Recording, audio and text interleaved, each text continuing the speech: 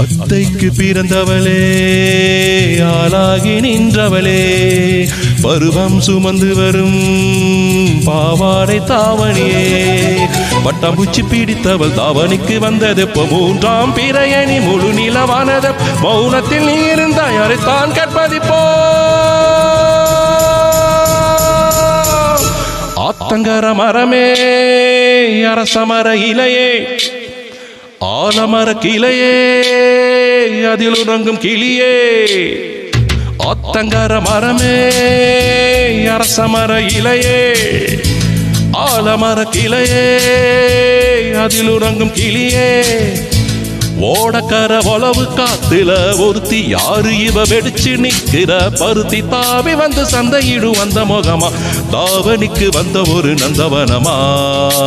உள்ள சொந்தம் என்ன விட்டு போகாது.